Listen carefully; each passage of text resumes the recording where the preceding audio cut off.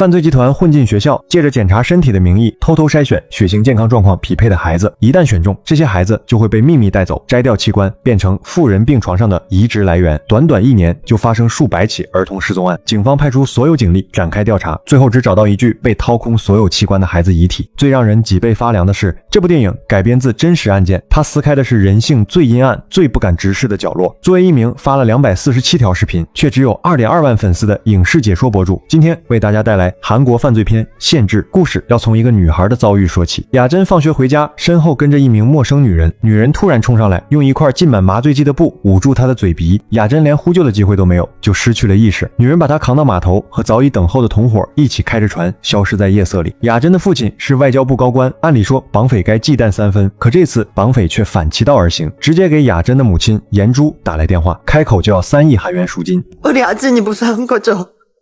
우리 아진이 좀 바꿔주세요. 우리 아진이 목소리 한 번만 듣게 해주세요. 거기 어디예요? 내일까지 5만원권 지폐로 현금 3억 준비하세요. 전달 방법은 내일 말씀드리죠. 혹시라도 다른 사람이 전화를 받거나 경찰에 신고하면 아진이는 영원히 못 볼 겁니다. 여보세요.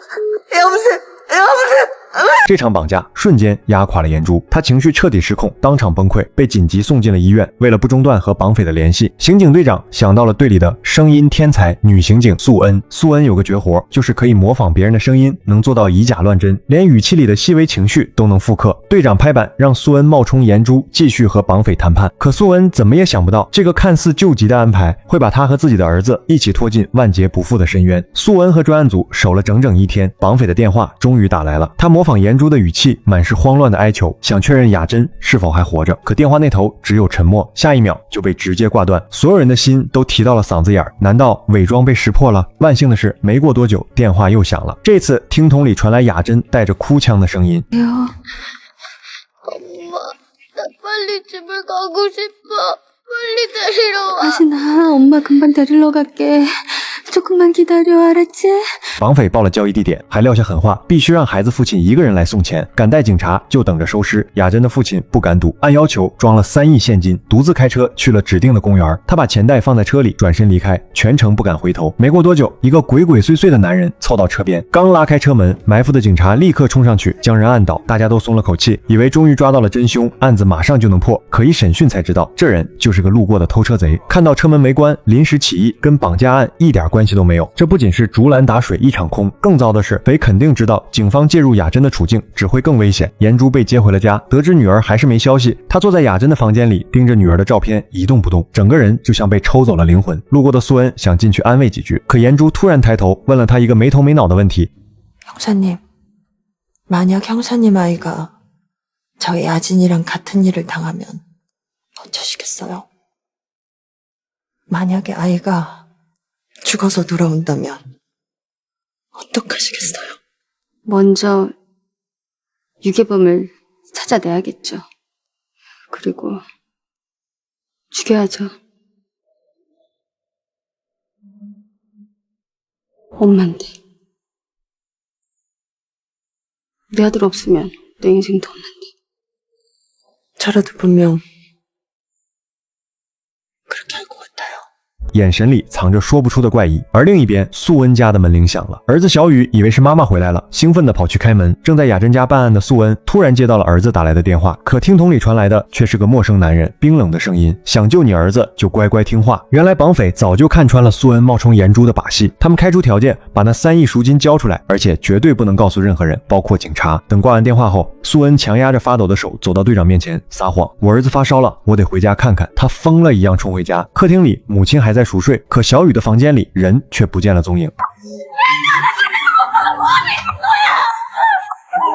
面对着残酷的现实，终于支撑不住。然而他知道，现在还不是崩溃的时候，想办法救出儿子才是唯一的事。第二天，雅珍家收到一个快递，里面竟是一根裹着血的断指。技术人员立刻采集指纹比对，所有人都默认这是雅珍的。可苏恩的心提到了嗓子眼儿，趁人不注意，把小雨之前折的蓝色纸船放在雅珍的书桌上。他想偷偷比对儿子的指纹。鉴定结果出来的那一刻，苏恩差点瘫倒在地。雅珍房间里的6组指纹没有1组和断指匹配，唯独那个蓝色纸船上的指纹和断指置高度吻合。听到这个鉴定结论的瞬间，苏恩差点直接崩溃。紧接着，绑匪的电话又打了过来，这次点名要苏恩一个人去交易。警方觉得不对劲，但为了苏恩的安全，还是安排他独自开车前往其他人暗中跟随。可刚上路，绑匪就改了地点，还警告他甩掉后面的尾巴，否则你永远见不到儿子。苏恩只能猛打方向盘，甩掉了跟踪的警察。队长在通讯器里一遍遍喊他，却始终没有回应。等警察追踪到定位的地点时，只看到一辆空货车，追踪器早就被扔在了车厢里。这群绑匪根本就是熟门熟路，对警方的套路了如指掌。苏恩按照指示把车开进一座废弃工厂，空气里飘着腐朽的味道，还夹杂着一股让人作呕的血腥味。可等他的不是绑匪，而是又一通电话，让他放下钱箱，立刻离开。苏恩对着电话嘶吼：“내 아들 어딨어?" 엄마, 내 손가락이, 엄마, 아파, 엄마.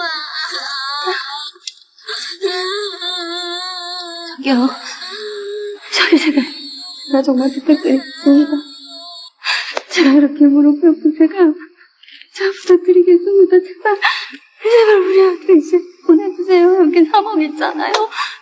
우리 돈도 가져왔어요. 제발 이제 그만해주세요. 제발 부탁드릴게요. 돈은 거기 두고 당장 이곳을 떠나. 최대한 멀리. 나중에 애들 있는 곳은 알려줄 테니까. 可对方只重复一遍命令，他没办法，只能放下钱箱，假装离开。果然，他刚走没多久，一个男人就走了出来。他迫不及待地打开钱箱，可他没料到苏恩根本没走，他猛地发动汽车，破门而入，直接把男人撞翻在地。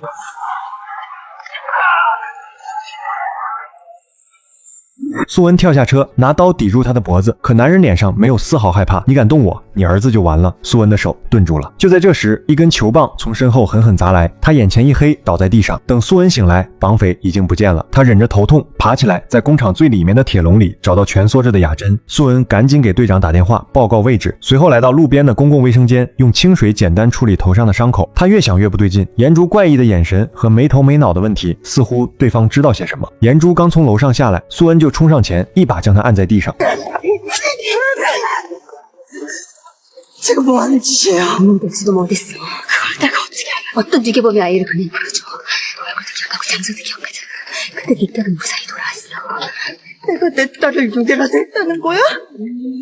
双手死死掐住他的脖子，窒息的痛苦让颜珠终于崩溃，说出一个令人毛骨悚然的真相。3年前，雅珍得了严重的肝病，急需肝移植，可一直找不到合适的肝源。就在一家人绝望的时候，一个叫俊勇的医生找上他，并说能帮他们找到匹配的肝源。就这样，雅珍的手术很成功。可天下没有免费的午餐，俊勇提出了条件，他要开一家私人医院，需要政府高官的庇护，而颜珠的丈夫正好能帮上忙。颜珠一开始并没有答应。 그건 제가 할 수 있는 일. 아신어머님?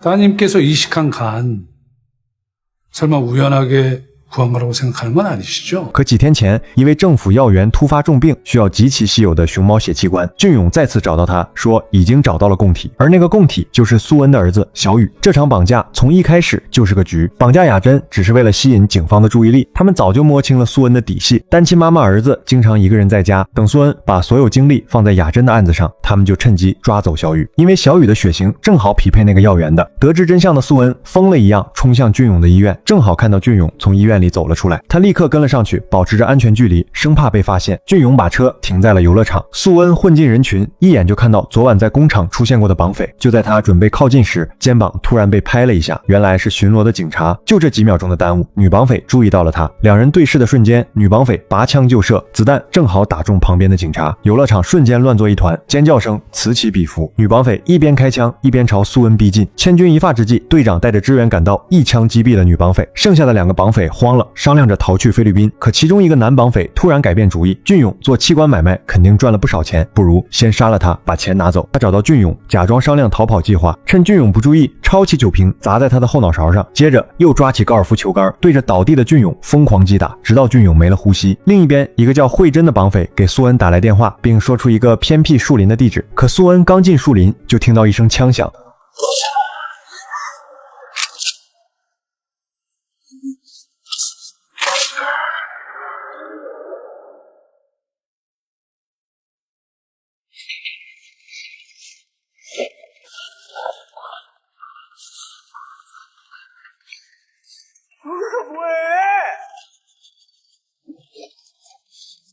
야, 걱정하지 마! 거기 있는 거 다 알아!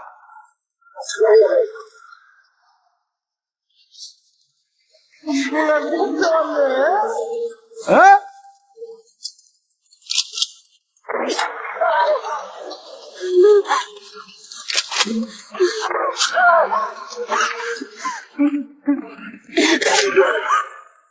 머리카락 보이는데?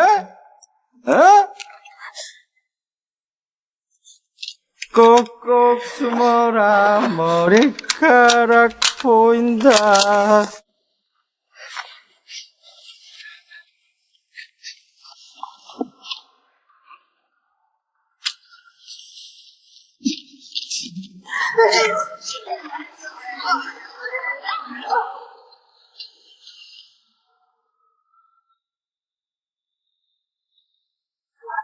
这山坡滚下去，正好有一辆车疾驰而来，司机来不及刹车，直接撞死追杀他的绑匪。苏恩顾不上伤口，捡起地上的枪，查看定位。慧珍在码头，他开车赶到码头，猛踩油门，撞向慧珍，两人展开激烈的枪战。苏恩的手臂不幸中弹，慧珍趁机冲上来，用一把锈迹斑斑的鱼钩刺进他的后背，剧痛让苏恩几乎昏厥。可想到小雨又咬着牙撑着，他趴在地上，摸到掉落的手枪，用尽最后一丝力气扣动扳机，慧珍当场毙命。苏恩拖着流血的身体爬上码头边的渔船，在船舱最里面终于看到被绑着的小雨。那一刻，所有的坚强都崩塌了。他扑过去抱住儿子，眼泪止不住倒流，一遍遍地说着妈妈来晚了。案件终于告破，严珠因参与非法器官交易、谋杀被判处死刑。警方顺着线索深挖，彻底摧毁这个器官贩卖网络。这远比想象中的更加庞大，不仅有隽永的私人诊所，还有好几家看似正规的医院，甚至有政府官员为他们提供保护，充当保护伞。故事到这里也就此结束。大家好，我是阿元，以上就是韩国犯罪片限制的全部内容。